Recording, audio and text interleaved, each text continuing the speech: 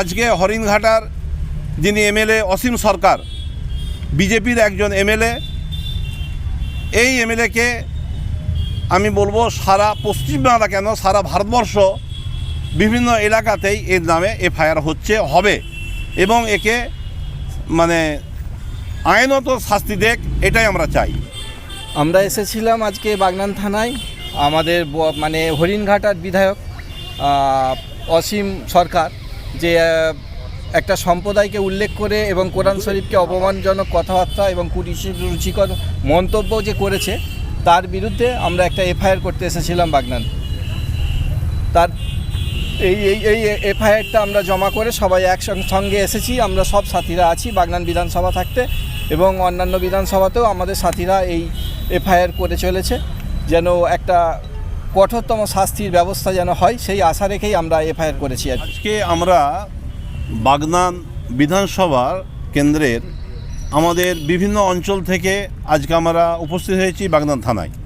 আমাদের উদ্দেশ্য হচ্ছে একটাই, ভারতবর্ষ এমন একটা দেশ যে যার স্বাধীন মতো চলতে পারে, যে যার স্বাধীন মতো ধর্ম গ্রন্থ সে তার ধর্মের উপরে চলতে পারে, কিন্তু কোনো ব্যক্তি যদি সেই ধর্মের উপরে যদি আঘাত করে, এটা কোনো মতেই মেনে নেওয়া উচিত নয় বা মেনে নেওয়া যায় না। আজকে সেই বিষয়ের উপরেই আমরা এসেছি।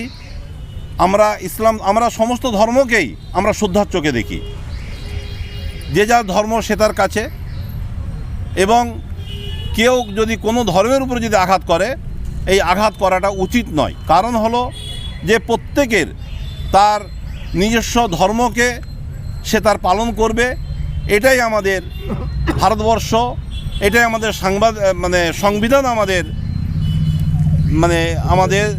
অধিকার দিয়েছে।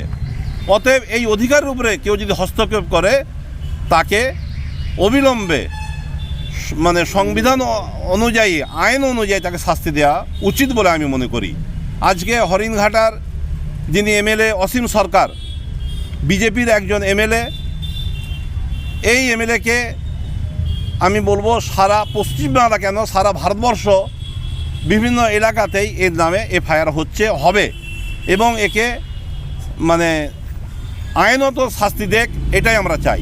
এই যে আজকে আমরা বাগনান থানাতে এসেছি, বাগনান থানায় আমরা এটা এফআইআরটা আমরা করেছি। আগামী দিনে যাতে করে আর কোনো ব্যক্তি, কোনো রাজনৈতিক দল কোনো ধর্মের উপরে আঘাত না আনতে পারে, তার জন্য ইন্ডিয়ান সেকুলার ফ্রন্ট আছে, এবং অন্যান্য ধর্মের উপরও কেউ যদি আঘাত করে, তার জন্য আমার Indian secular front Naushad Siddiqui ভাইজান অবশ্যই তাদের সঙ্গে থাকছে, আগামীতেও থাকবে। শাসক মমতা ব্যানার্জি যেভাবে একটা সাম্প্রদায়িক চিন্তাভাবনাকে সমর্থন করে যাচ্ছে এবং সংবিধান বিরোধী কাজকে চুপচাপ মেনে নিচ্ছে, এবং ওনার নিষ্ক্রিয়তা আমরা দেখে অবাক হচ্ছি যে এই মুখ্যমন্ত্রী দ্বারা আমাদের বাংলার সুফল আসতে পারে না। আমরা বাংলাবাসী সুখে থাকতে পারি না, কারণ শুধুমাত্র হরিণঘাটার ব্যাপার নয়, আমরা দেখেছি একের পর এক পরিযায়ী শ্রমিকরা মার খেয়ে এবং বডি ফেরত আসছে আমার বাংলায়, কিন্তু আমরা বাংলার মুখ্যমন্ত্রীকে কোনো ভূমিকা দেখিনি যে তার জন্য কড়া ব্যবস্থা বা কোনো স্টেপ নিচ্ছে। এইভাবে এই মুখ্যমন্ত্রীকে আমরা 26-এ নতুন করে একটা নতুন চিন্তাভাবনায় ভাইজানের হাত ধরে আমরা আশা করি অনেক অনেক অনেক দুর্বল করবে এবং আমরা গদি থাকতে ছুঁড়ে ফেলে দেবো।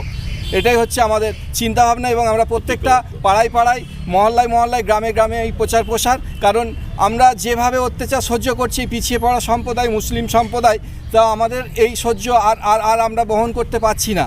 আগামী দিনে আমরা আর সহ্য করব না। এবার যদি প্রশাসন ব্যবস্থা না নেয়, শাসক যদি চুপ থাকে, তাহলে আমরা যদি আইন হাতে নিই, তখন একটা উল্টো জিনিস হবে, তখন কিন্তু শাসক আগিয়ে আসে। কারণ এর আগে আমরা বহু ঘটনা দেখেছি আমরা আমাদের ভাইজান নওশাদ ভাইজানকে বিনা কারণে জেল খাটতে হয়েছে, অথচ এইসব ব্যক্তিগুলো বুক ফুলিয়ে সিনা চওড়া করে ঘুরে বেড়াচ্ছে।